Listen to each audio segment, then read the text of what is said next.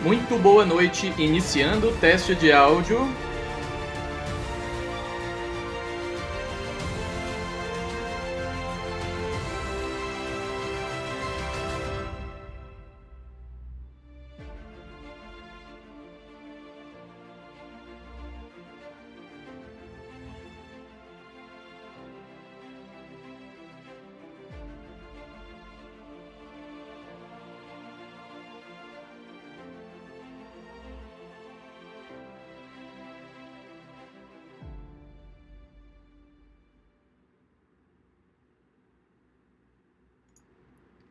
Olá, boa noite a todos em mais um encontro aí do nosso IC Talks. Hoje conversando um pouquinho sobre o fabuloso mercado de jogos. Queria cumprimentar a todos que já estou vendo ali a movimentação no chat ali. Espero que a gente vai fazer um momento de perguntas, haja muita interação nessa quarta-feira aí. Nosso tempo é um pouco cronometrado e a gente tem convidados especiais para essa nossa talk aqui. Lembrando que esse material vai estar disponível depois no portal IC Talks, tá? Do IC PUC Minas. Lembrando que o Talks é uma iniciativa do Instituto de Ciências Exatas e Informática da PUC Minas. Eu sou Marcos Arraes, professor e atualmente coordenador do curso de Jogos Digitais na Unidade Praça da Liberdade. E vou ficar um pouquinho com vocês aqui agora falando sobre esse mercado expoente dos jogos digitais. Gostaria de cumprimentar, mandar um abraço, mesmo que à distância, nesses tempos que estamos vivendo, para os nossos queridos alunos, que eu estou vendo aqui a movimentação no chat aqui, já estão conversando bastante. Queria mandar um abraço também para todos os colegas PUC Minas, outros alunos de outros cursos que sonham em fazer o curso de jogos ou entrar na área de jogos. Quero também saudar você, estudante do ensino médio, ou você que faz uma outra graduação e que tem também o sonho de fazer o curso de jogos e seguir nessa carreira promissora, tá? Sejam muito bem-vindos. Vou aproveitar também e fazer um cumprimento aqui. Alguns conterrâneos lá da minha terra, lá em Fortaleza, no Ceará, que eu sei que estão assistindo a live aí com a gente, tá, gente? Um beijo grande aí, obrigado por essa parceria.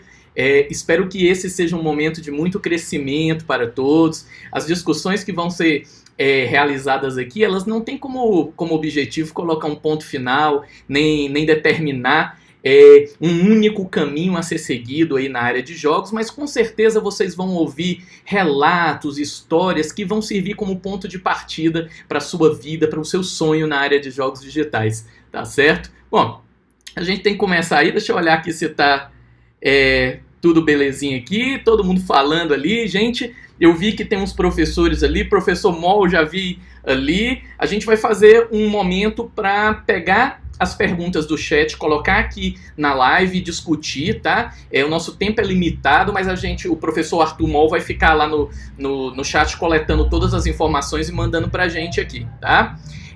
Bom, então vamos começar. Eu vou compartilhar aqui a minha tela aqui, só para vocês já veem minha tela aí, mas eu vou voltar aqui. Bom, eu quero começar, né? Eu sei que para os nossos alunos do curso de jogos, essa parte inicial que eu vou me apresentar, falar um pouquinho sobre a área de jogos, é quase que chover no molhado, porque esse assunto que eu inicio aqui a palestra, eu sempre converso nas aulas, os alunos adoram essa história, mas eu sei que a gente tem muito público aí externo e que está fazendo esse vínculo com o curso de jogos digitais pela primeira vez, então seja bem-vindo, tá? Eu vou falar um pouquinho sobre a minha trajetória em jogos, tá? Esse que vocês estão vendo aí na foto sou eu, tá? Há 20 anos atrás, né? Deixa eu até marcar aqui, né? Porque as pessoas devem estar falando, não, mas qual dos dois, né? Esse aqui sou eu, tá? Na primeira empresa de jogos que eu trabalhei, observem que naquela época a gente desenvolvia jogos utilizando Pascal e Allegro, que era uma biblioteca gráfica, e eu tive um início em jogos muito peculiar, né? Eu comecei na área de jogos desenvolvendo jogos de azar para cassinos e bingos lá na Rússia. Os jogos eram desenvolvidos aqui, lá em Fortaleza, na minha terra natal, Shopping Aldeota. Quero mandar um abraço também aí para o pessoal de Fortaleza, beijo grande. E no Brasil o jogo de azar ele era, né, e ainda é proibido, né? Só que na Rússia o cassino ele é legalizado, mas no Brasil não existia nenhuma jurisdição que falasse que não se poderia desenvolver jogos. Então foi o meu primeiro contato com jogos. Foi uma área mágica. Vocês imaginam 20 anos atrás, o mercado de jogos era muito incipiente, não se tinha profissionais. Então, esse meu amigo, quero até mandar um abraço também para o Leão, hoje ele está em Portugal, né? Todos os que trabalharam lá no escritório comigo, hoje, graças a Deus, seguiram na carreira, estão muito bem aí. E eu comecei desenvolvendo, né? Eu trabalhava tanto para a parte de arte quanto para programação, né? Eu tinha inclinação maior para arte no início, depois que eu especializei mais na programação, tá? E foi um início muito, muito bom, porque eu consegui, além de entender aspectos técnicos do jogo, eu consegui perceber aspectos humanos da interação, do uso dos jogos. Principalmente por ser jogos de azar, por que as pessoas, mesmo às vezes, perdendo 3, 4, 5 vezes, continuavam envolvidas no jogo? Por que elas estavam lá, mesmo sabendo que alguns jogos daqueles de azar, eles têm algoritmos, regras e processos para tomar mais do que dar? Então isso sempre me instigou muito a seguir na área de jogos, tá? Eu continuei. Aqui tem outras fotos aqui mostrar para vocês aqui, tá? Esse sou eu, trabalhei também na parte de projetos multimídia, animação, jogos, até que graças a Deus em 2005 eu entrei na faculdade. E sabe por que eu coloco isso aqui?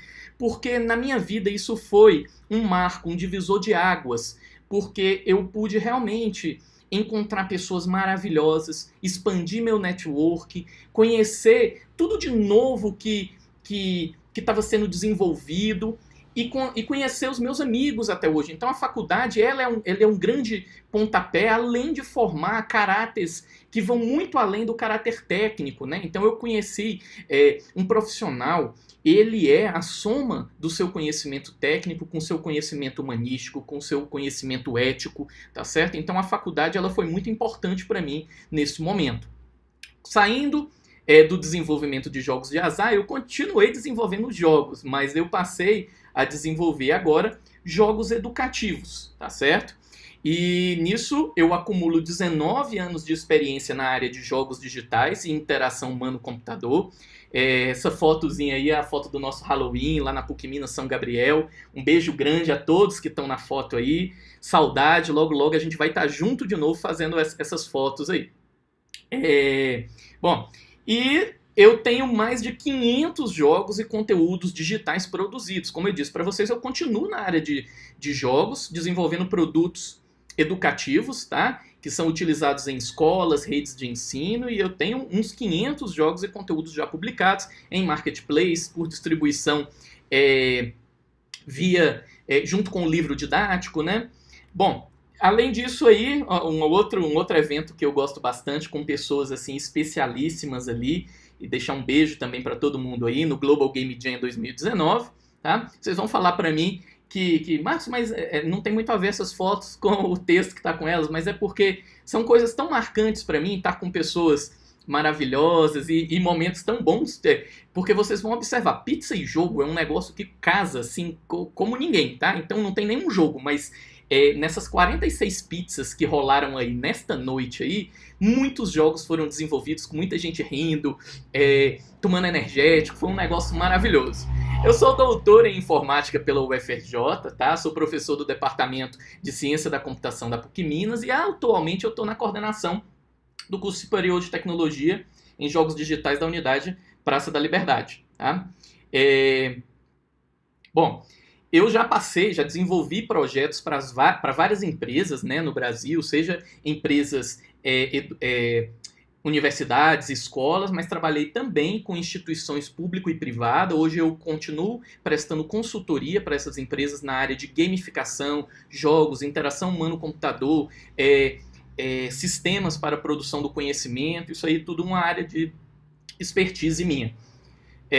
Trouxe aqui um recorte dos vários projetos que eu já atuei ao longo desses 20 anos aí, né? Então a gente tem aqui nessas fotos simuladores, a gente tem cursos para EAD, jogos e minigames, para trabalhar algum conteúdo pedagógico, já desenvolvi plataformas para gestão do conhecimento, para ambientes virtuais de aprendizado, já desenvolvi também jogos e simulações para mobile, celular, né? Plataformas de orientações vocacionais, né? O estudante que quer, que não sabe o que seguir ainda de carreira, ele usa a plataforma através de um algoritmo de inteligência artificial ajuda ele a definir. Já desenvolvi simuladores junto com a polícia do estado de Minas Gerais, que utilizava a computação em gestos com o uso da tecnologia do Microsoft Kinect para treinar policiais na Academia de Polícia Militar do estado de Minas Gerais.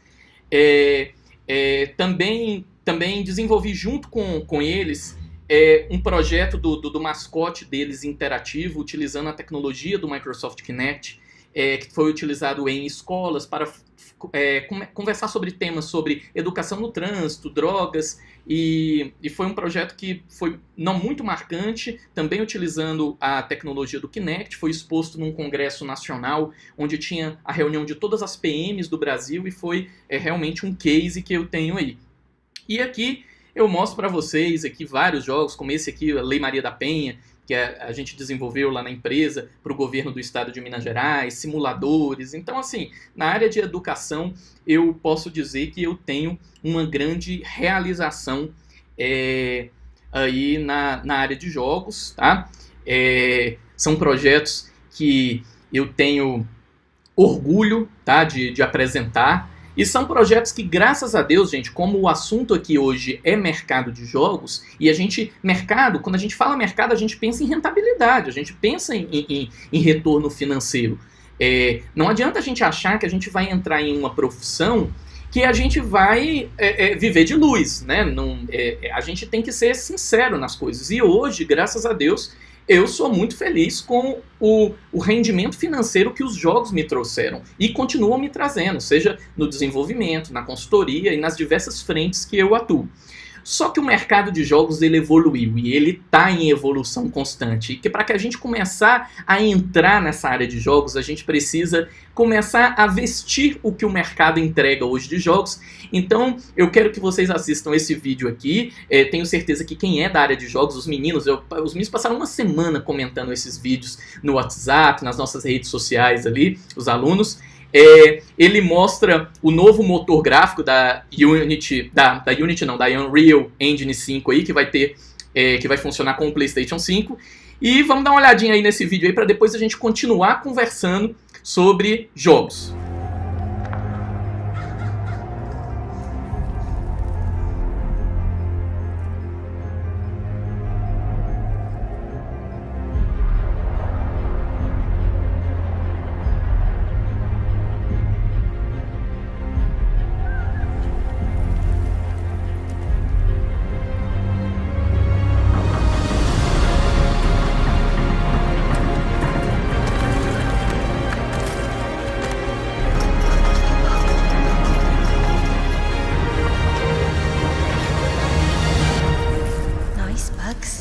It might be.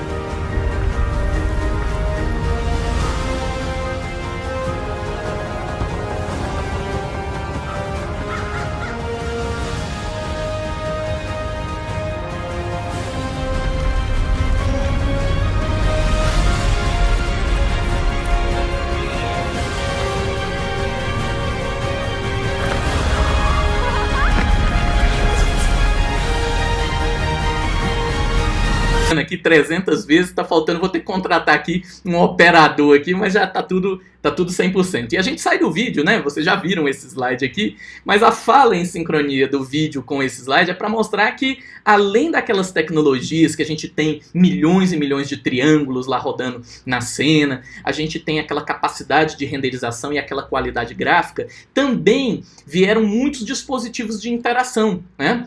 Então hoje a gente tem smartphones, a gente tem smartwatches, smart TVs, a gente teve a realidade aumentada dando um boom, realidade virtual virtual, a combinação disso com a realidade mista, e tudo isso está vivendo em um mundo onde a gente está na quarta revolução industrial, que é a revolução onde as máquinas aprendem. A gente tem a inteligência artificial, a Big Data, a gente começa a ver o aprendizado de máquinas ser usado no nosso dia a dia através de coisas como internet das coisas e dispositivos do mundo físico. Então os jogos eles vão estar integrados nisso aí. Isso a gente já consegue, os mais futuristas da área de jogos já conseguem imaginar um cenário brilhante para isso aí, tá? Então, para quem vai entrar na área de jogos agora, é importante conhecer essas tecnologias aqui, tá? Porque vai fazer parte do nosso dia a dia. E aí agora vamos voltar, depois do contratempozinho com áudio, vamos voltar aqui para o nosso PowerPoint. Esse slide aqui ele mostra a comparação da indústria dos jogos com várias outras indústrias. Como a gente sabe, desde 2012, né, a indústria de jogos já superou a indústria cinematográfica, que era tido como a maior indústria do planeta, né? Se a gente observar aqui, né, olha aqui os nossos videogames aqui, e observem aqui que o faturamento aqui ele está em euro, tá certo? Observem que quando a gente compara, por exemplo, a indústria de jogos com a indústria do cinema, a gente já praticamente dobrou. Se essa comparação ela for feita com, por exemplo, shows, né, ao vivo, né, a gente acha às vezes que, por exemplo, um show específico lá lotou com 1 milhão de pessoas, mas, poxa, isso é fichinha perto do que a indústria de jogos é capaz, tá? E aí a gente precisa agora, tá, conhecer quais as possibilidades de atuação que a gente tem na área de jogos. Então, vamos jogar aqui o PowerPoint em tela cheia. Bom, a gente conhece a área de jogos pela área do entretenimento, né? São os jogos que a gente utiliza nos nossos consoles, são os jogos que a gente baixa para celular através de algum marketplace, né? E esses são os jogos que cobrem essa área aqui do entretenimento, né? Observa aqui, opa. Mas eu tenho uma outra cadeia gigante para a área de jogos, que são os jogos educativos, que eu comentei com vocês agora há pouco. O pessoal de recursos humanos utiliza muitos jogos sérios para fazer algum teste teste psicológico, né, para determinar algum resultado.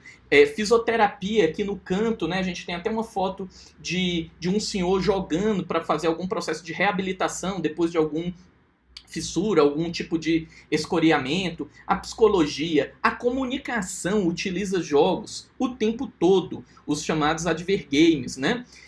A indústria de engenharia, por exemplo, uma Fiat, toda vida que vai fazer um novo carro ou vai fazer uma instalação de uma planta, de um chão de fábrica e precisa demonstrar para os colaboradores como é que funcionam esses sistemas, ela pode utilizar um simulador para mostrar isso aí, tá? E a área de arquitetura, design de interiores e projetos interativos que utiliza os jogos para criar projetos de tour virtual, né, maquetes eletrônicas. Então a gente já consegue ver que a área de jogos ela não está restrita só a esse mercado que a gente conhece do entretenimento, tá? E olha, eu vou falar para vocês que o mercado está muito aquecido. Quando a gente fala, por exemplo, em jogos sérios, advergames aí, a gente tem grandes marcas que já entraram de cabeça com a produção de conteúdos para jogos que vão ser utilizados ou em redes sociais, ou em campanhas específicas de um hot site, ou nos diversos segmentos que a gente tem aí da comunicação. E olha, a gente está vivendo um cenário agora, tá, que merece toda a atenção. Observem esses recortes aqui de publicações, né, do Estadão, da Globo, de algumas notícias do que aconteceu com jogos nesse período da pandemia que a gente está vivendo. A gente está vendo que o mercado ele aqueceu pra caramba. Então o mercado cresceu, os jogos estão vendendo mais, as empresas estão contratando. Observem essa publicação ali da Wildlife ali, que está com 300 vagas de emprego aberta, tá? E isso mostra pra gente, né, que o consumo de jogos ele aumentou. Tá? E aí, se o consumo aumentou, pelo lado do desenvolvedor, da publisher, pelo lado da construção do jogo, essa escala tem que crescer também, né? E o que a gente observa? Jogos é uma área gigante, é uma grande área, né? Se a gente pegar hoje e fracionar as carreiras que eu posso ter relacionadas ao desenvolvimento de jogos, a gente poderia fazer uma live sobre cada uma dessas áreas, né? A gente pode observar que a gente tem áreas básicas na área dos jogos, né? Então a gente tem a área de desenvolvimento, que vem da ciência da computação, da área de exatas, mas eu tenho uma área de artes muito pesada dentro dos jogos, como também o jogo ele precisa de um suporte de diversas outras áreas, como administração, comunicação, psicologia. Então é por isso que o mercado ele tem muitas carreiras. E dentro de um curso de jogos digitais, o grande objetivo é que você conheça e consiga perpassar por essas diversas áreas, até que na sua vida profissional, de generalista, você vá se tornando um especialista em uma área específica, né? E aí, vamos conhecer agora um pouquinho das carreiras que a gente pode ter. Eu falei que na área de jogos, né, a gente tem duas áreas básicas aqui, né? Então eu vou me concentrar aqui nesta área de programação, na área da computação, e vou me concentrar aqui também na área de artes, desses dois segmentos que eu marquei. Começando com a área de artes aqui, né? O que faz um game artist, qual que são as habilidades, as skills necessárias e quais as carreiras básicas que o mercado recruta aí, né? Se a gente observar aqui nesse slide aqui, na parte da direita aqui, a gente tem as carreiras básicas. Carreiras básicas são as carreiras que, assim que eu acabo um curso de jogos ou uma formação em jogos, eu consigo começar a pleitear uma dessas vagas, que é o de game designer, level design, de qualidade, né, do QA. E a partir do momento que eu vou me tornando especialista na área de arte, eu posso começar a pleitear cargos como de concept art, de environment, de animador, de modelador, de texturizador, de technical artist. Observa essa carreira aqui, tá? Hoje a gente vai ter aí um depoimento específico sobre essa carreira de technical artist, de 3D, de modelador 3D, tá certo?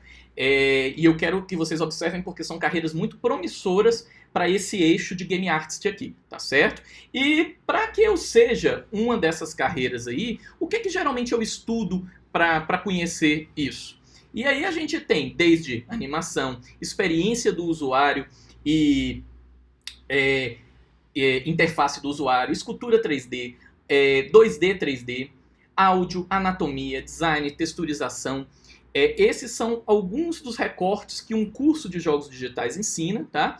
E com o tempo você vai se tornando especialista em cada uma dessas frentes aí, tá certo? Quando a gente passa agora para a área de game developer, né? Que é a área que envolve, que está mais ligada à ciência da computação, à área de exatas, né? De novo eu trago minhas carreiras básicas aqui, mas eu tenho também aqui várias carreiras relacionadas à programação, como programação de inteligência artificial, o programador gráfico, o programador de rede, o programador do gameplay, tá certo?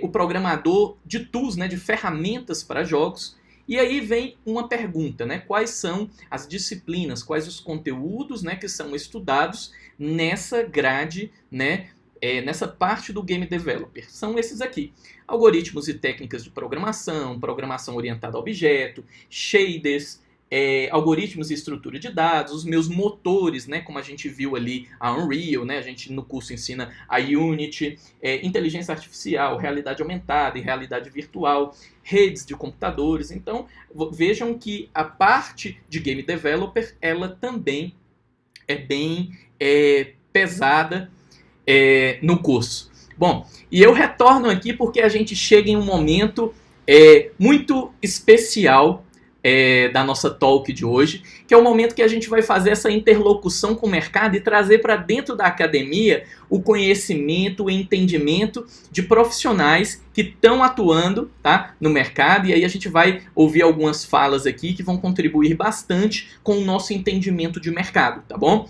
Então, para começar, eu vou voltar aqui no meu PowerPoint aqui, tá certo? E vou chamar aqui agora, tá? Esse slide que é com a palavra os profissionais, tá? E aqui, gente, nesse slide, eu queria falar para vocês que tem pessoas, assim, mágicas aqui, pessoas maravilhosas, pessoas que amam dar a mão, ajudar, colocar, às vezes, o outro à frente de tudo. Então, eu quero deixar um abraço grande para todo mundo. O professor Arthur Moll trabalha na área de jogos educativos comigo. O professor João Paulo já passou pelo curso, foi professor no início do curso na unidade do São Gabriel e hoje está lá na Ubisoft. Um agradecimento super especial ao professor Eduardo Fantini, que era o coordenador do curso de jogos, implantou o curso de jogos na Praça da Liberdade. Se eu esquecer de falar que ele é ex-aluno, ele surta, porque ele é ex-aluno da unidade São Gabriel, tá? E já trabalha no mercado de jogos, trabalhou muito tempo, ficou na docência e agora foi capturado de novo pelo mercado de jogos. O professor Renato, tá? O professor Renato, ele desenvolve jogos na Sunland junto com o professor Roque, tá? Também deixar um abraço grande pro professor Daniel Pinheiro, o Dan, tá? Professor Luiz, esqueci de falar da empresa, né? Da Pós-Mortem Pixels, que trabalha junto com o professor Luiz Felipe de Aruanda Garrocho, mais conhecido como Lipão, tá? Um abraço grande pro professor Luiz Flávio da Plugin Bom aí, tá? E o professor, nosso querido professor dos jogos analógicos, o professor Marcelo Lacarreta da Kiwi, tá? E para começar a falar com a gente, tá? Eu gostaria de passar a palavra pro meu querido, eterno professor, amigo, professor Eduardo Fantini. Muito obrigado por estar com a gente. Fala pessoal, beleza? Eu vim aqui para trazer uma mensagem para vocês. Desculpa o improviso do vídeo. Eu estou encerrando um expediente aqui, um work from home. Mas eu acho importante participar, trazendo pelo menos algo para vocês pensarem.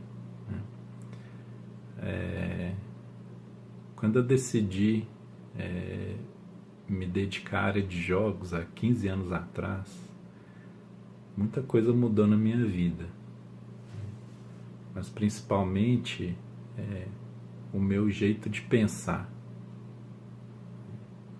Então, como que eu fiz para atingir os meus objetivos?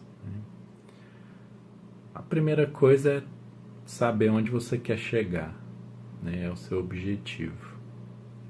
E aí você tem que planejar a sua jornada, né? Planejar o caminho que você vai construir para atingir esse objetivo. E não é uma estrada plana, perfeita. É uma estrada com muitas curvas, com algumas interseções, com algumas bifurcações, onde você tem que decidir, você tem que fazer escolhas, e nem sempre elas são as melhores. Muitas vezes a gente erra, a gente aprende, a gente volta e a gente continua andando em frente.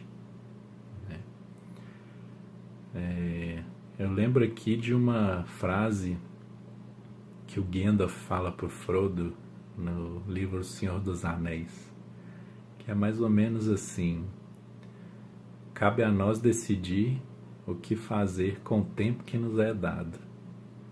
Isso tem muito a ver com dedicação, né? Se você tem um objetivo na sua vida de crescer numa profissão, não importa que profissão ela seja. Você pode ser um artista, um desenvolvedor, um músico, um game designer, né? Muitas vezes alunos me perguntavam: poxa, professor, vou ter futuro nessa profissão? Uma resposta sincera é que todas as profissões te dão oportunidades para vencer, te dão oportunidades para crescer. Mas quem decide esse caminho é você. As escolhas que você faz, como você usa o seu tempo, não é? Então não adianta você sonhar em trabalhar numa empresa de jogos super legal se você não se move nessa direção, se você não traça um objetivo e constrói essa estrada. Então a mensagem é essa, né? Se esse é o objetivo da sua vida, pode acreditar. Se você se dedicar e usar o seu tempo para atingir esses objetivos, você vai chegar lá, né? E assim, não desanime com os obstáculos que vão aparecer, porque eles fazem parte dessa estrada, né? E sejam sempre pessoas muito humildes, entendendo que a gente aprende com todas as pessoas que estão ao nosso redor. Mesmo depois de 15 anos na área de jogos, né, já trabalhei na indústria, já fui professor do curso de jogos, já fui coordenador do curso, hoje eu voltei para a indústria. Eu aprendo com todas as pessoas, mesmo aquela que começou na área hoje, ela sempre tem algo a ensinar também. Então sejam humildes para ouvir e aprender sempre. E é isso, pessoal. Acreditem no sonho de vocês e saiam da inércia. Gastem o tempo de vocês, dediquem o tempo de vocês para aquilo que vocês acreditam, para aquilo que vocês desejam para a vida de vocês. Com o tempo vocês vão ver que as portas se abrem, né? E as coisas começam a acontecer e parece que tudo funciona ao nosso favor, né? Mas isso não é mágica, isso não é sorte, né? Isso é fruto do seu empenho, fruto do seu esforço, ok? Então essa é a mensagem que eu tinha para passar para vocês. Até já. Gente, enquanto o Fantini estava falando ali, eu estava lendo o chat ali, eu quero compartilhar com vocês que também dá o mesmo efeito comigo a voz do Fantini. Às vezes eu ligo para ele, não tenho nada para falar, mas eu estou passando por uma barra difícil, eu falo assim, Fantini, conversa comigo. Aí ele, Marquinhos, eu não sei o que falar. Valeu, Fantini, deu para resolver aqui o que eu estava precisando. Bom, um beijo grande, professor Fantini. A gente agora retoma aqui com outra fala muito especial. Na verdade, nessa fala a gente tem um diferencial. O professor Lipão gravou um videozinho para vocês com o resumo dele da área de jogos aí, e a gente vai escutar agora a mensagem do Lipão. Vamos lá. Eu sempre tive vontade de fazer jogo. É uma coisa que eu queria fazer desde pequeno e tudo mais. Com o tempo eu acabei indo mais para de quadrinhos e animação, mas eu acabei tendo uma oportunidade de voltar a entrar na área de jogos quando eu fui convidado para fazer um jogo pelo pessoal da Postmortem Pixels. Uma das coisas que sempre pegou pra mim foi que eu não queria trabalhar numa empresa grande de jogos, eu não queria fazer parte da Ubisoft, da EA ou coisa assim, eu queria fazer os meus jogos, né? Fazer coisas minhas. E então essa oportunidade foi muito interessante. Uma das coisas que, porém, ficou bem clara muito cedo foi o quanto que fazer jogo é difícil. Jogo exige muito conhecimento, você tem que saber de animação, você tem que saber de roteiro, de dublagem, de programação, de uma série de coisas que vão se somando, somando, somando e que não são fáceis, né? Então, o jogo exige muito estudo, mas quando o nosso jogo ficou pronto, quando a gente conseguiu colocar ele na Steam, e principalmente depois, quando eu fui ver os reviews, fui ver o pessoal jogando e tudo mais, todo esse esforço valeu a pena, assim. Então, o que eu posso indicar é bem simples, assim. Você quer fazer jogo? Faz, vale muito a pena. Esteja preparado para estudar, esteja preparado para ralar, mas o resultado final justifica muito. Beleza? Um abraço.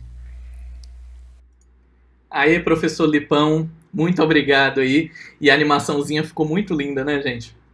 E, bom, a gente vai continuar trazendo aqui algumas percepções para vocês. E eu quero chamar agora um amigo querido, a gente é igual Sessão da Tarde, a gente se mete em muita roubada, sabe assim? que é o meu amigo Daniel Pinheiro, tá? Também da Postmortem Pixel, ele e o Lipão fazem parte da Postmortem Pixel. Vou mandar agora a mensagem do Dan aí para vocês. Eu tô com a Postmortem tem acho que 3 ou 4 anos, mas eu comecei na Postmortem como uma espécie de auxiliar de assuntos diversos, assim. Então eu comecei ajudando a fazer trailer, a compilar jogo, testar jogo, e eu só entrei mesmo para a equipe de produção de jogo indie em 2018. Então vai fazer 2 anos que eu estou desenvolvendo o jogo com eles. As equipes na Postmortem são pequenas e o dono da Postmortem, né, o responsável pela Postmortem, que é o Felipe Diller, ele nem gosta de falar nela em termos de empresa. E nem dá pra gente chamar de estúdio porque a gente não tem um lugar fixo. Então ele fala que é uma coisa de fazer jogos, é um jeito de fazer jogos. De certa forma é um selo, né? A gente tem uma filosofia de produção de jogos, a gente tem um tipo de jogo que a gente quer fazer e a gente, né, produz, chama amigos para fazer esses jogos, sempre equipes pequenas de 2, 3, e a gente trabalha a partir disso aí, né? Ou seja, 2, 3 pessoas, 4, 5 no máximo, cada um com uma série de responsabilidades, né? Então, atualmente, por exemplo, eu sou game artist do terceiro jogo da Postmortem, né? O que ainda está para ser lançado. Então, eu faço tudo que é possível da parte visual. O Dili tem feito boa parte do que se pode fazer de código, mas ele também gerencia a empresa e eu provavelmente vou entrar também fazendo alguma parte do código mais para frente, quando a gente estiver mais adiantado no processo de produção. A gente tem um músico, que é o Rafael, que também é roteirista, então também está escrevendo roteiros para o jogo. Então, essa é uma prática comum, assim, jogo indie, você combinar esforços e cada pessoa fazer 2, 3 coisas diferentes, cada uma numa vertente muito distante da outra, né? Como trabalho, o jogo indie, ele geralmente ele não tem verba, não tem um investimento financeiro, por assim dizer, nem, ou se tem, ele não é tão alto, né? Ele não é tão caro. Então a gente trabalha com contratos de divisão de vendas, assim. Então, por exemplo, o Talk eu entrei posteriormente, então a partir do terceiro mês de venda do Talk eu passei a receber uma parte do valor de venda. E é assim que eu estou sendo pago pelo meu trabalho do Talk. Assim, eu não recebi um dinheiro adiantado, né? Eu vou ter, por toda a vida do jogo, alguma porcentagem das vendas. O que pode ser vamos pôr assim, muito ruim para quem precisa pagar, né, uma conta no mês a mês, para quem não tem uma folga financeira ou não tem um segundo trabalho. Mas pode ser muito vantajoso se o jogo vende bem e no longo prazo, porque você vai ter uma entrada de dinheiro constante em algo que já está resolvido. Eu vou dar um exemplo, é sempre muito desconfortável, às vezes, a gente ficar falando de valores, porque a definição de o que é um bom valor varia muito de pessoa para pessoa. Então, às vezes, você fala um valor que você acha baixo e outras pessoas acham muito alto, e eles podem te julgar mal, ou o contrário, né? Você achar que está ganhando dinheirão e as pessoas falam, não, mas isso aí é uma miséria, não vale nada. Então, assim, é sempre meio desconfortável. O que eu posso falar, por exemplo, sobre a parte financeira é que eu tenho só um jogo do qual eu recebo participação dos lucros. E esse jogo, em alguns meses, já chegou a pagar meu aluguel e meu condomínio. O que é, para mim, na verdade, muito valioso. Assim, eu sei o quanto, para mim, foi difícil chegar num certo conforto financeiro.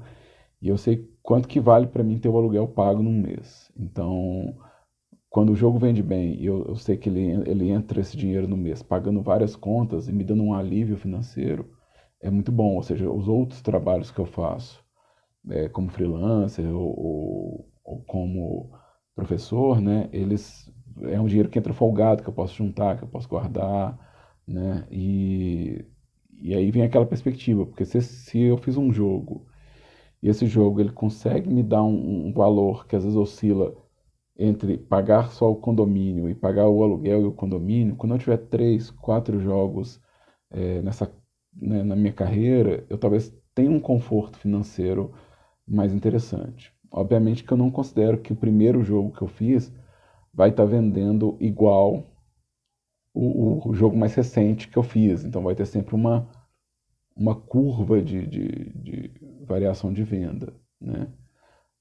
Mas se eu tiver, vamos pôr dessa forma, se eu tiver 4 títulos ativos ou 5 títulos ativos, mesmo que eu tenha feito 6, 7, 8 jogos na minha vida, mas tem sempre 4, 5 títulos ativos gerando venda, então eu consigo considerar que, para o estilo de vida que eu tenho hoje, eu vou ter um conforto muito grande.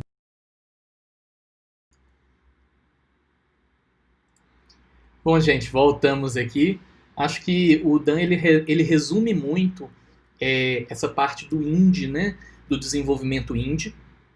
Eu queria dizer para vocês que eu acredito muito em tudo que o professor Daniel falou para vocês.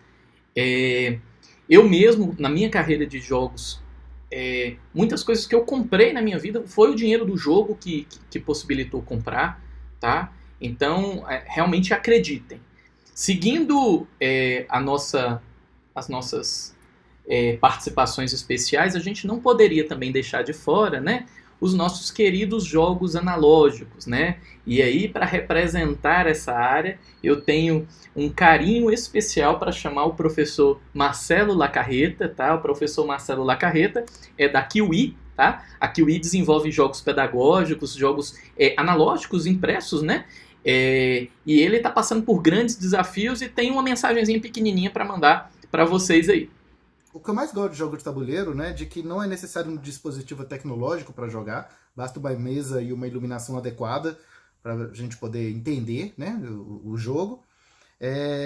Não necessita de uma inteligência artificial implementada, de uma IA, na verdade não precisa de um sistema, né? Sim, existe o sistema mesmo assim, o ecossistema, e o que eu acho extremamente interessante é de que esse ecossistema ele é feito apenas com cartolina, papel e plástico, né? E consegue ser às vezes tão complexo, até mais complexo do que se eu tivesse implementado, né, um jogo digital inteiro.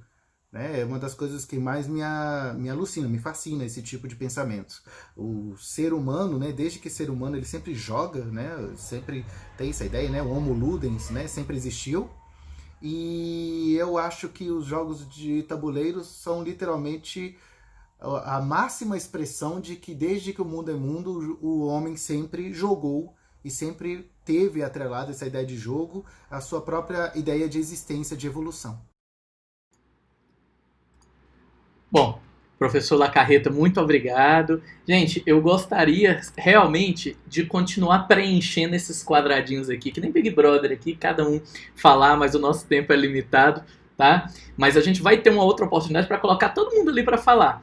Mas a gente tem algumas falas importantes que a gente tem que escutar agora e que principalmente para vocês, aluno, futuro aluno, ou para você que quer entrar na área de jogos, quer começar, está fazendo uma outra graduação, quer mudar para o curso de jogos, eu vou pedir para vocês escutarem as falas dos nossos queridos ex-alunos. Eu começo esse slide aqui fazendo o meu agradecimento especial ao Augusto, a Yara, que são nossos ex-alunos, estão hoje lá com o professor Fantini na Wildlife, e vão falar um pouquinho para vocês sobre essa trajetória deles, desde o curso, em mercado e viver de jogos, tá certo? Então vamos escutar aqui o Augusto. Oi, eu sou o Augusto, eu trabalho com desenvolvimento de jogos, eu cursei jogos digitais na PUC e foi uma grata surpresa esse curso, porque eu tenho uma formação muito diferente, eu trabalhei com várias coisas diferentes e quando surgiu a oportunidade de entrar no curso de jogos, foi bem legal, porque diferente, acho que da maioria das pessoas, quem me obrigou a entrar no curso de jogos foi meu pai. Eu não queria, e ele falou que tinha tudo a ver comigo, que ele me via nessa profissão e ele me incentivou muito a entrar para o curso de jogos. Então isso foi uma das coisas mais legais que já aconteceram.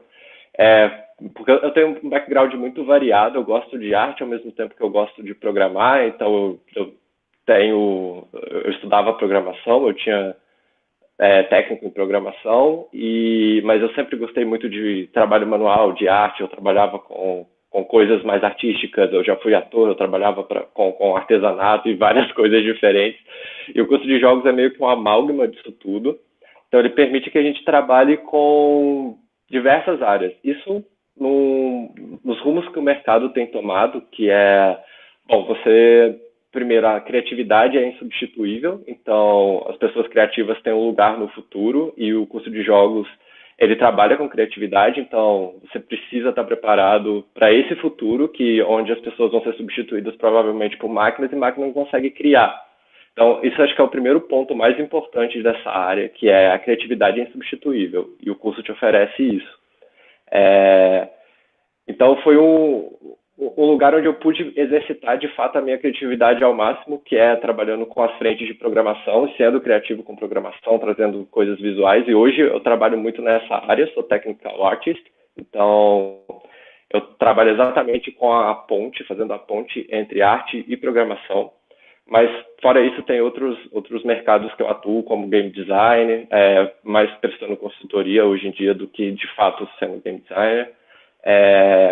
Dentro da empresa que eu trabalho também, eles dão muita oportunidade para você exercitar esse lado de game designer, que é um dos focos do curso, que é muito legal, porque você consegue atuar na sua área, mas você entende de outras áreas que são sensíveis ao que você está fazendo. Então, ele te dá todo esse panorama que, quando você está trabalhando numa área específica, é importante você saber, te valoriza no mercado, ao mesmo tempo que, se você está em uma área que você não quer, não está gostando tanto, você tem possibilidade de trocar muito fácil. Ou então aquela área não está boa, não está pagando bem.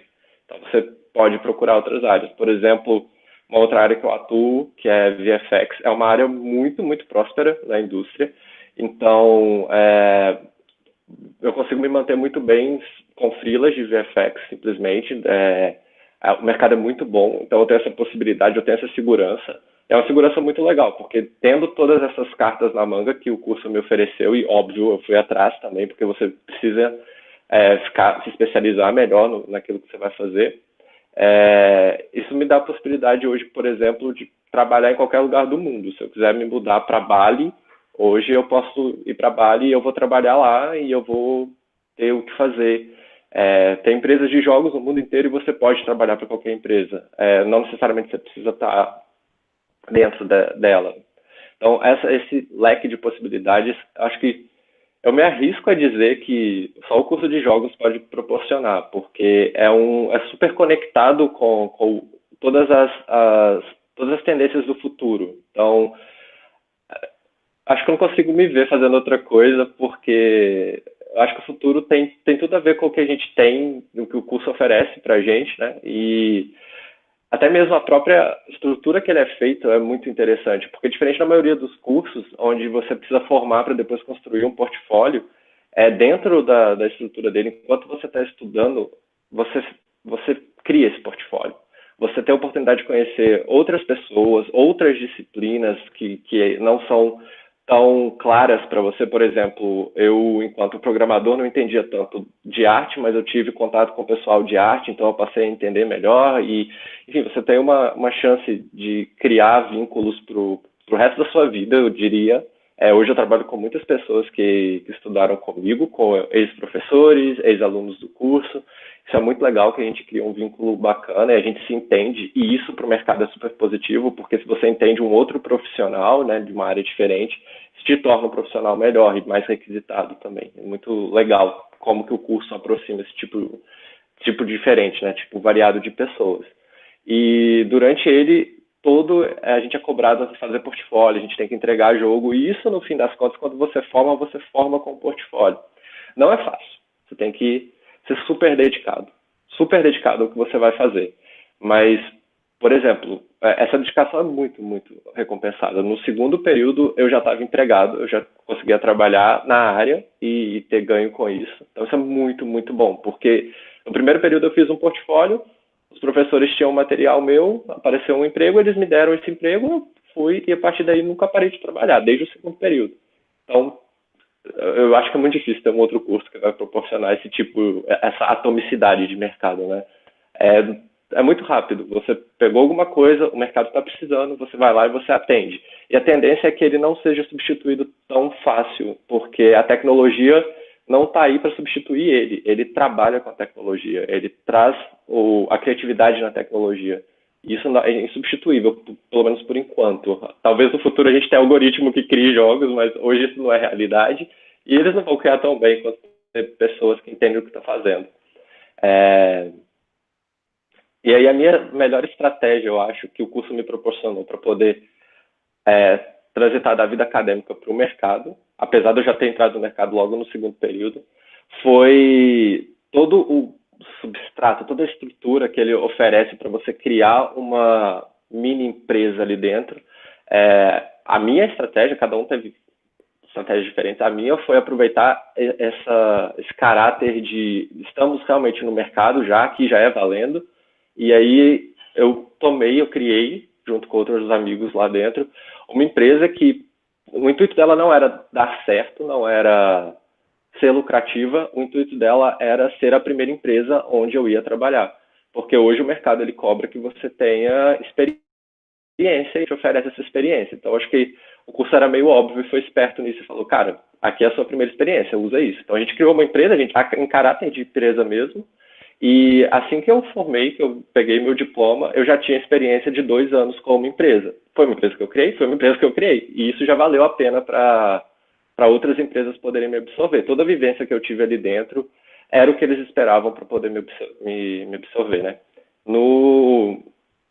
Acho que mais ou menos uns 3 a 4 meses depois de formado, o meu interesse não era ir para outras empresas, eu estava mais trabalhando na gestão dessa minha empresa e o intuito dela era realmente ser o pontapé inicial para outras pessoas. A gente trabalhou com várias outras pessoas do curso de jogos também, que hoje todos têm emprego, todos estão estáveis, porque a gente criou esse ecossistema para dar o pontapé inicial. Fiquei 1 ano meio que trabalhando nisso, né? Logo depois que eu formei, durante a faculdade a gente já tinha meio que a ideia, depois a gente formalizou, fiquei 1 ano fazendo isso. E aí, depois que eu vi que, beleza, estava todo mundo encaminhado, eu decidi abrir meu portfólio, o que é muito importante, fazer um bom portfólio. E foi instantâneo. Na primeira semana que eu abri meu portfólio, eu já tinha proposta de várias empresas ao redor do mundo. Eu conversei com, por exemplo, a CD Projekt Red, na primeira semana, desculpa, que é responsável pelo The Witcher. Na primeira semana que eu abri, já conversei com eles.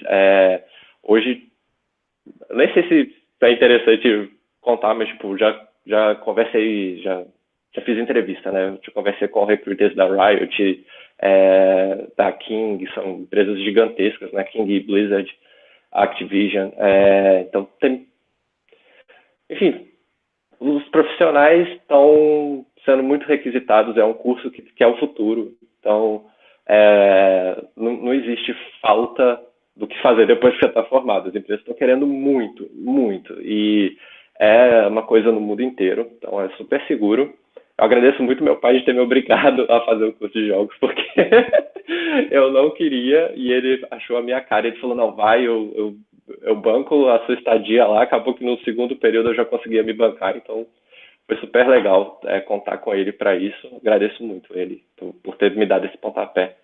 E hoje, enfim, eu trabalho com jogos, com várias frentes diferentes. Eu posso escolher quando eu estou enjoado de uma, eu vou para outra. Se estou cansado um pouco de VFX, quero focar mais em técnica e menos arte, então eu vou para uma parte mais programação, etc. É muito fácil você transitar, sempre vai ter alguma coisa esperando para você.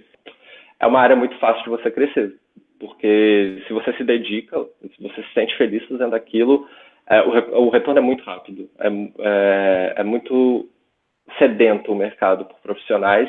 E eu, por exemplo, o meu portfólio eu faço brincando. Eu gosto do que eu estou fazendo, eu me divirto fazendo isso.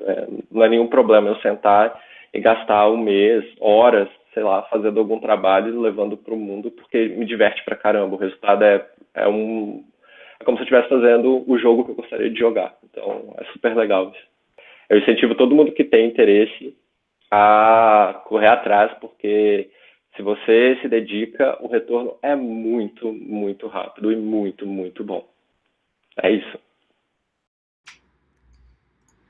Gente, voltamos aí. As palavras do Augusto, elas vão, acho que, bem de encontro com o que os professores falaram para vocês. Ele traz essa visão latente da indústria aí. É alguém que lutou bastante. O Augusto é do interior, veio para Belo Horizonte para poder estudar. Então, vamos escutar também agora o relato da nossa ex-aluna, da nossa querida Yara Rocha, que também trabalha lá com o Augusto, professor Fantini, e vai trazer novas percepções até para poder a gente fazer um apanhado geral, porque nosso tempo está chegando ao fim já. Oi, meu nome é Yara Rocha, eu tenho 24 anos e sou artista 3D para jogos na Wildlife. Eu comecei no curso de jogos no início de 2014. Na época eu não tinha muita noção de mercado, assim, eu não pesquisei muito. Minha principal intenção no curso era entender como os jogos eram feitos, né? Porque para mim era tudo muito uma mágica. Eu sempre quis entender como aquilo que eu gostava tanto de consumir era construído. Então foi uma questão mais de curiosidade, assim. Então na época eu tive o privilégio de conseguir uma bolsa pelo ProUni 100%. E cursar jogos, né? Por mim mesmo eu não teria a menor condição de pagar. Na época foi difícil porque eu tinha que pegar 2 conduções para ir para a faculdade, para o São Gabriel.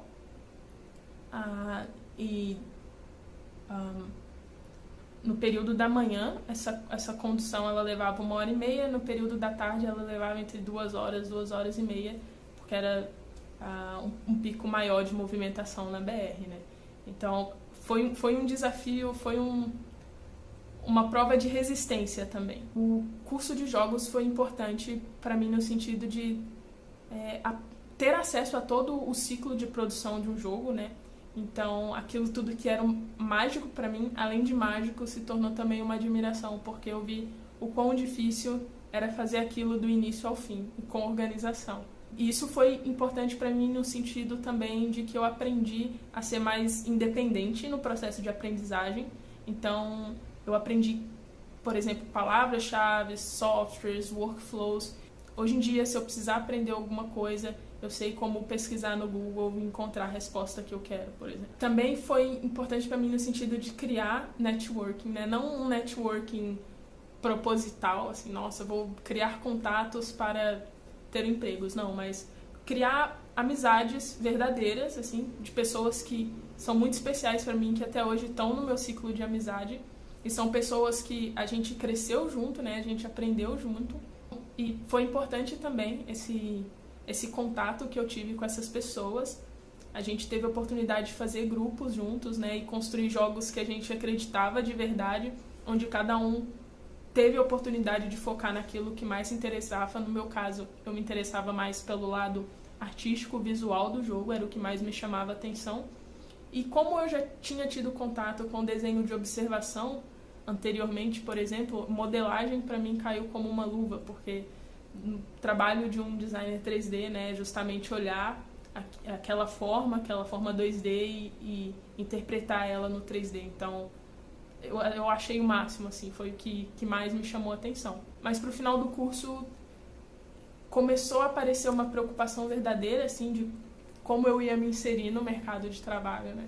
Principalmente porque a disciplina que eu estava almejando era dentro da área de arte, é uma das mais difíceis, porque tem muita gente que faz e tem muita gente que faz muito bem.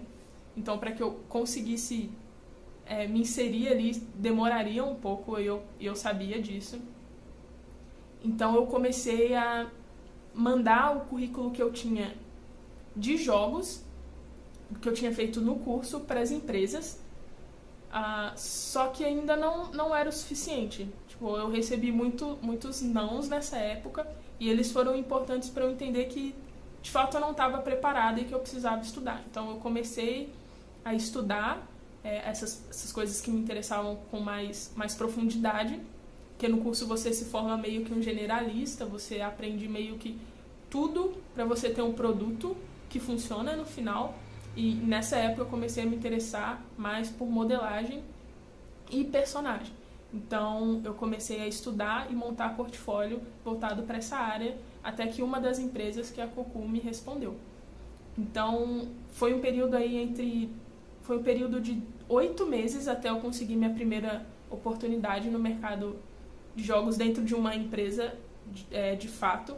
Antes disso, durante esses 8 meses, eu desenvolvi alguns projetos com esse meu grupo de amigos, de pessoas que se formaram na faculdade, e a gente conseguiu fazer esse mesmo processo de tipo criar coisas, criar jogos para outras pessoas, e nisso conseguir alguma renda, conseguir trabalhar. E foi nessa época que eu consegui montar um computador decente o suficiente para eu ter acesso a workflows que eu não tinha antes, como o Substance Painter, por exemplo. Então, na Cocu foi quando eu tive a primeira oportunidade de trabalhar, de fato, com modelagem para jogos. Mas como lá era uma empresa de outsourcing, onde você faz o asset 3D e manda para a empresa que está, de fato, desenvolvendo isso, eu percebi que não era bem isso que eu queria, assim, porque eu tinha passado os últimos 4 anos desenvolvendo jogos, de fato, e pensando soluções, e eu comecei a sentir falta disso. Então foi quando eu percebi que não era isso que eu queria realmente, foi quando eu pedi demissão e comecei a estudar de novo e construir portfólio. Depois disso, e pensando assim, e construindo portfólio pensando no objetivo final bem maior do que eu poderia alcançar na época, mas eu tinha um target, sabe? Tipo, eu tinha um target tanto um objetivo profissional quanto um estilo artístico que eu queria explorar. Pensando nisso, eu percebi que eu vi que a maior empresa de jogos no Brasil que atualmente tinha essa estrutura de desenvolvimento de fato in-house era, na época, a TFG, atualmente a Wildlife. Então eu submeti meu portfólio, passei, fiz um teste e tal, e entrei, e atualmente eu estou trabalhando na Wildlife como uma artista 3D, e agora principalmente mais focada em personagem. E a parte mais legal disso tudo é que eu estou tendo a oportunidade de trabalhar com pessoas incríveis. Eu tenho aprendido muito, é como uma segunda faculdade para mim, justamente por causa dessas pessoas que nos rodeiam, né? A gente aprende todo dia, tendo acesso a outras disciplinas também, né? Atualmente, por exemplo, eu trabalho com pessoas que eu me formei na faculdade e com esse professor. Isso para mim é muito valioso, ter a oportunidade de estar com essas pessoas nesse mesmo momento histórico assim da indústria de jogos no Brasil. E é isso. Bom, voltamos novamente. Se a gente observar as palavras da Yara, as palavras do Augusto e dos professores e profissionais que passaram, a gente vai observar que tem uma coisa em comum. E aí, para isso, a gente vai voltar aqui para o PowerPoint, tá? Para a gente entender o que a gente aprendeu com isso aí. E aí a gente começar a fechar o nosso aprendizado do mercado de jogos. Trago aqui um portfólio clássico, isso é meio que piadinha interna lá na PUC, né, que é os trabalhos do Zug Zug, né, que fatura uma nota preta com jogos lá na Nova Zelândia, né, e é objeto de estudo de várias disciplinas nossas aqui. E a gente tem de novo aqui as pessoas que conversaram com a gente nesse momento esclarecedor. E aí, o que é o aprendizado que essas pessoas nos deixam? É que o sucesso na área de jogos, ele está muito relacionado ao sonho, que o professor Fantini tanto defende e falou, a esse esforço que os meninos falaram, olha, eu vim de um lugar, eu pegava 2 horas de ônibus, 2 horas e meia para voltar, outro veio do interior. Esse esforço, ele é inerente a quase tudo que a gente precisa fazer. Mas a gente tem um outro componente muito importante na área de jogos, que é a construção do portfólio. E esse portfólio, ele é construído, né, durante o curso, durante as suas atividades, né? Esses 3 componentes vão ser os ingredientes chaves para que você tenha sucesso na área de jogos. Mas, né, vamos falar também um pouquinho aqui, né, sobre a grande pergunta, né? Como que eu ganho dinheiro na área de jogos, né? A gente está tendo o acesso de pessoas que não fazem o curso, estão se familiarizando com a área de jogos agora, querem conhecer as formas, os formatos de como se rentabilizar no mercado de jogos, né? E aí, vamos lá. Vamos começar a dividir as coisas aqui. A gente tem, né, essa remuneração, esse retorno financeiro advindo de atividades do desenvolvimento de jogos. E aí, para isso, você pode abrir uma empresa de jogos, tá? E aí a gente tem vários formatos para abrir essa empresa de jogos. A gente pode ir trabalhar numa empresa, numa grande empresa consolidada, como é o caso dos meninos que a gente estava vendo, que conversaram com a gente, nossos queridos ex-alunos aí, tá? Eu posso também fazer um desenvolvimento indie apoiado por marketplaces. O que é que são marketplaces? São os canais de distribuição desse conteúdo de jogos. Hoje a gente tem grandes marketplaces como a Steam, que ela vai vender seu jogo, disponibilizar seu jogo, prover a infraestrutura, tá? E ela vai te comissionar, te tarifar, né, 20, 25% aí do seu faturamento em cima da venda do seu jogo. Você não paga nada para usá-la, ela vai tirar o lucro dela baseado na sua venda, né? E aí, quando a gente soma essas três possibilidades de abrir uma empresa e trabalhar numa grande empresa consolidada, o desenvolvimento indie, né?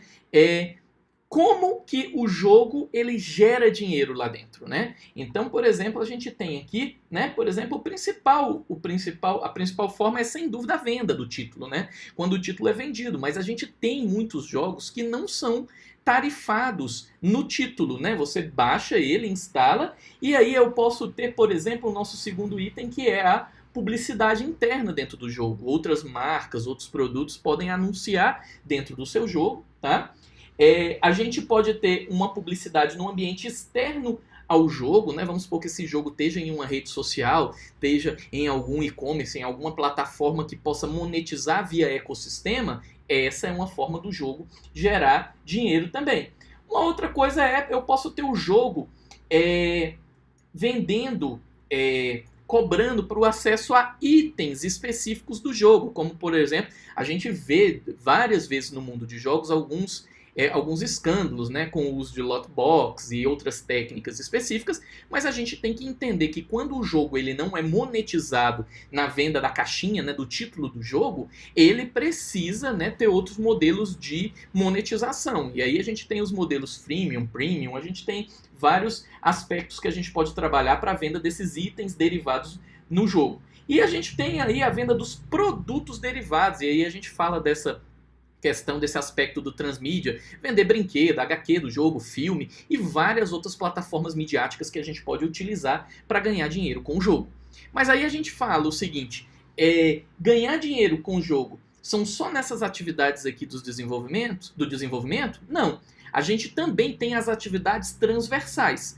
As atividades transversais são atividades que estão correlato à área de jogos. E aí a gente tem várias delas aqui. Vamos observar aqui que a gente pode ganhar dinheiro dando um suporte a outros jogadores, se tornando um player tester, né, um beta tester de jogo, que são monetizados para testar jogos, né? O jogo, quando ele tem uma escala muito grande, ele precisa ser testado, tá?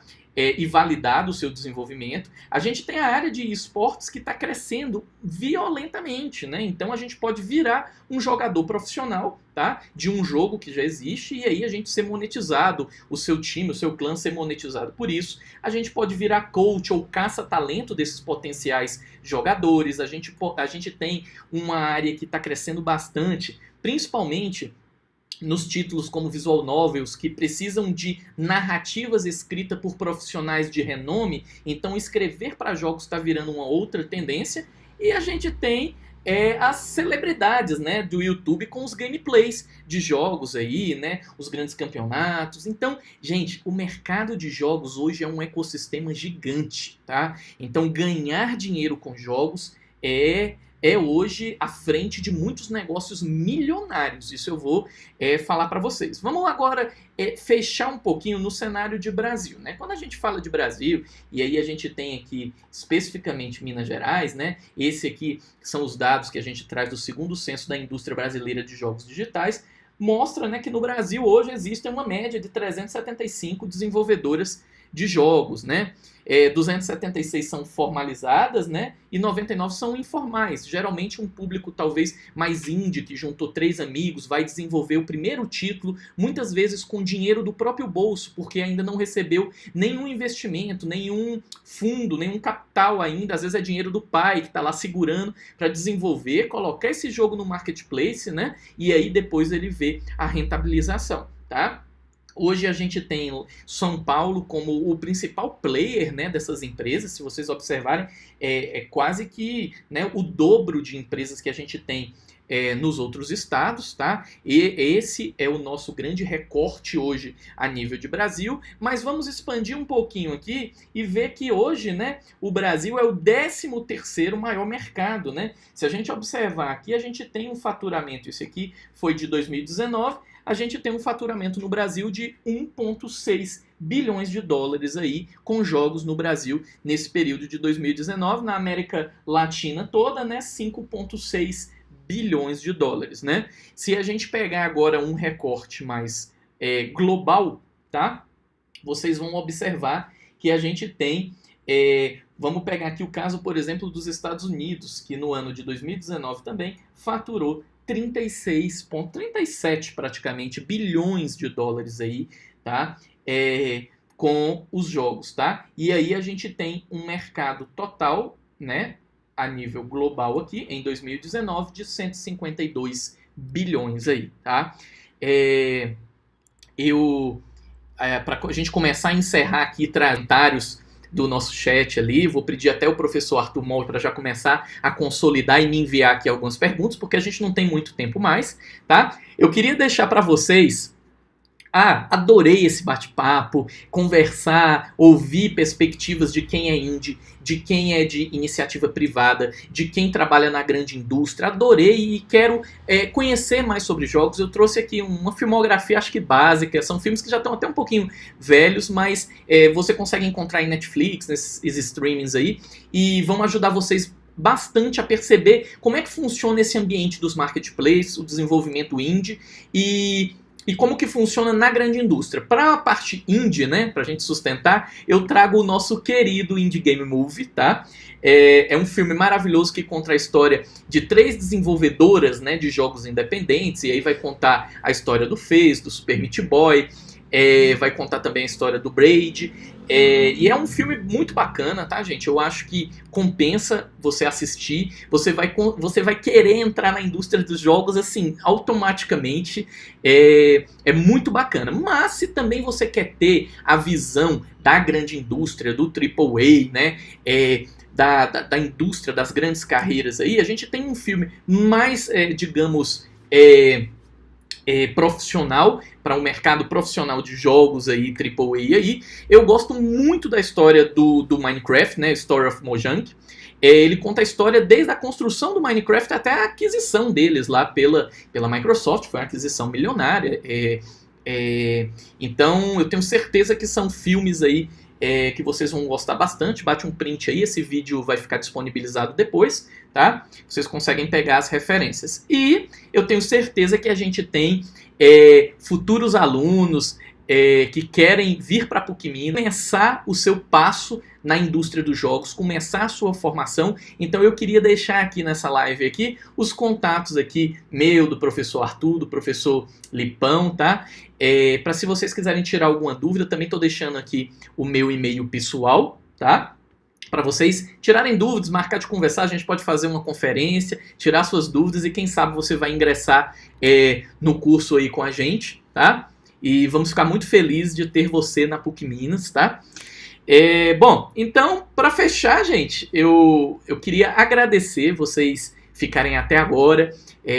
Agradecer principalmente os nossos convidados especiais, porque eles enriqueceram bastante o nosso debate aqui. Foi uma talk maravilhosa, tá? Ela vai estar disponível depois no portal do ICEI, tá? Quem quiser assistir. Eu vi que durante as mensagens, né, durante a talk, todo mundo trocou mensagens via chat. Lembrando que quando o vídeo fica disponível, as mensagens do chat são apagadas. Então, se você trocou contato ali, pegou referência de alguma coisa ali no chat, copia para você, porque essa informação ela vai sumir, tá bom? Então agora eu vou pegar aqui, deixa eu dar uma olhada no chat aqui pra gente começar a nossa rodada de perguntas, tá certo? Vamos lá? Vou pegar aqui, deixa eu começar a olhar aqui. Bom, não tem perguntas? Tenho que lembrar que é o seguinte... da transmissão para o chat existe um atraso de 40 segundos. Então, provavelmente, vocês já estão fazendo várias perguntas lá só que demora para chegar um pouquinho. Então, eu vou ler, vou triar algumas perguntas aqui, tá? E passar para vocês aqui. Deixa eu já...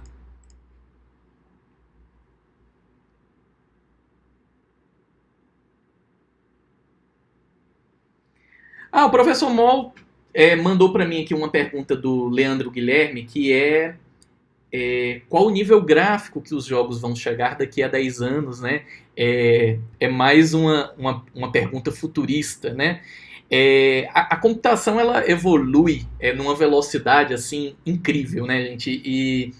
E sempre que eu observo futurólogos da área de tecnologia, não só da área de jogos, mas da área de exatas, de uma forma em geral, né? Todos fazem previsões, a Microsoft adora fazer vídeos, como vai ser o futuro daqui a 10 anos, daqui a 20 anos, e às vezes acerta, às vezes erra, né?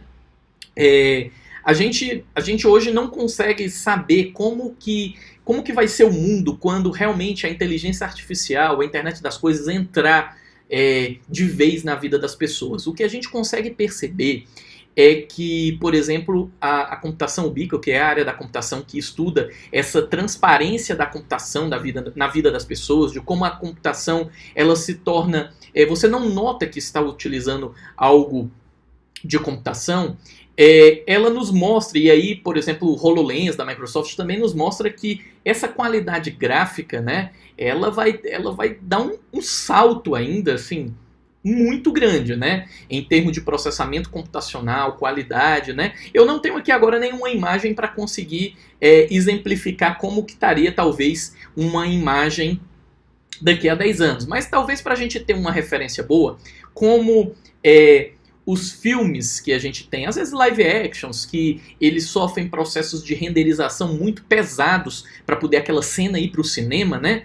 Talvez num futuro, há 10 anos, a gente consiga ter aquelas imagens de filme live action lá com renderização em tempo real, porque hoje elas são renderizadas por farms, tá? Por render farms, e elas não conseguem ser processadas em tempo real, e elas têm um nível de qualidade assim absurdo, só que elas são pós-processamento, tá? Quem sabe daqui a um tempo a gente vai ter hardwares gráficos que vão conseguir entregar esse nível de experiência aí pra gente. Deixa eu ver aqui as outras perguntas aqui.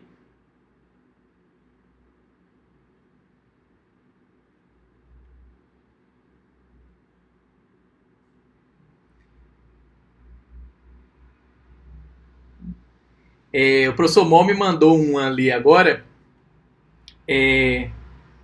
que é a seguinte: provavelmente eu até sei quem é essa pessoa aqui, eu suponho que seja a Yuli, porque o Moll só colocou ali para mim: estou fazendo matemática, existe alguma relação com o curso de jogos digitais para eu trabalhar numa pós-graduação?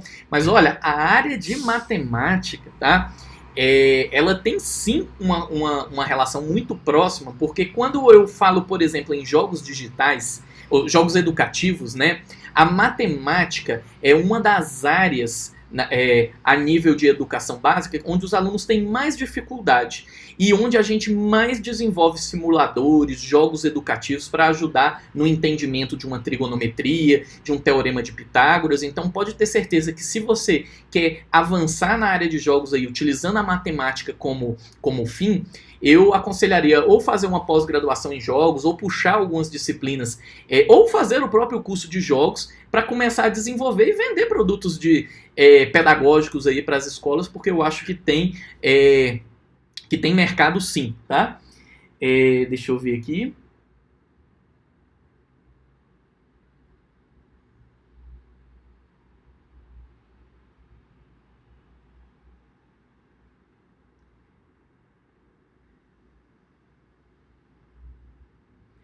Bom, vamos lá. Tem uma outra pergunta ali, só que eu estou sem o nome de quem foi ali, porque o professor Moll colou ali para mim, de um aluno nosso de engenharia de software, né? Falou que até que já conversou comigo, que queria entender onde é que, por exemplo, um profissional de engenharia de software poderia se inserir nesse mercado, né?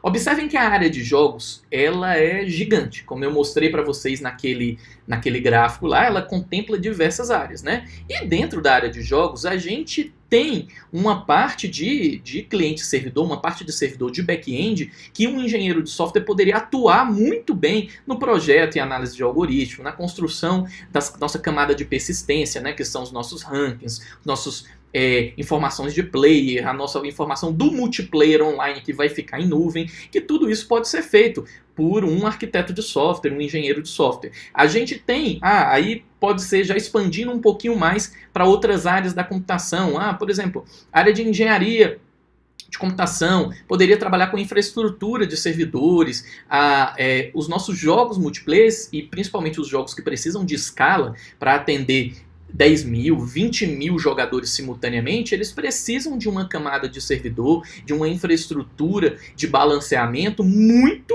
assim, muito robusta. Então a nossa área ela é muito aberta, assim como diversos outros profissionais da área de psicologia, para entender psicologia do consumo, a área de comunicação, para ajudar a gente a criar estratégias e campanhas para divulgar jogos. Então vocês conseguem ver que a área de jogos ela é bem ampla, né? Acho que o pontapé inicial é você escolher algo que traz brilho nos olhos e você começar a estudar essa área, né? Vamos ver aqui.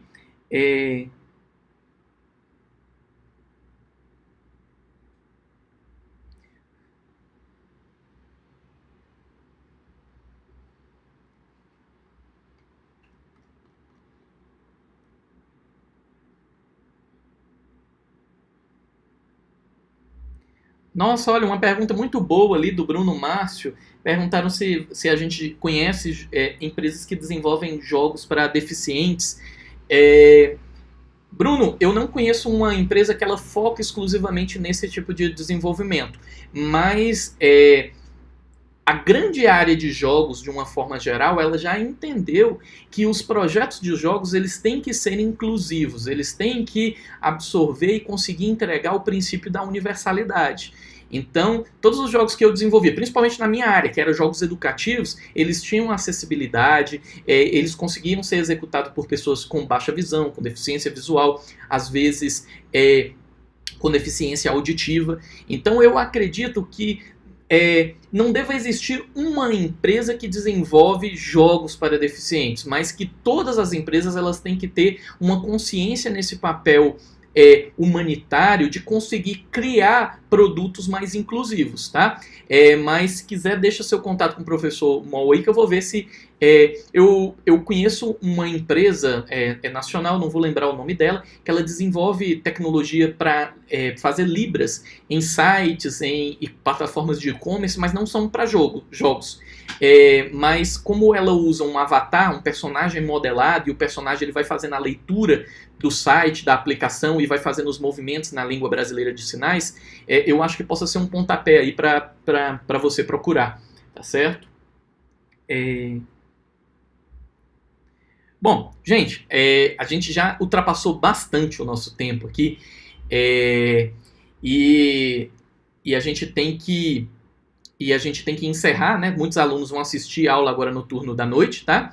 Então eu queria agradecer muito a presença de todos vocês aí nesse momento, tá? Dizer que logo logo a gente vai ter mais talks aí no ICEI com assuntos muito interessantes. Você pode entrar lá no site ICEI Talks lá e mandar sua sugestão. Agradecer de novo a presença dos nossos alunos, dos nossos professores, dos nossos futuros alunos, tá? Alunos do ensino médio, alunos que ainda estão no ensino fundamental, mas sonham em fazer jogos. Quero mandar um beijo grande para o pessoal lá de Fortaleza, meus conterrâneos que estão assistindo a live aí com a gente aí. E, bom, tá aí o meu e-mail, tendo alguma dúvida a gente vai conversando, tá certo, gente? Um beijo grande aí de coração, tá? E obrigado por ficar com a gente até agora.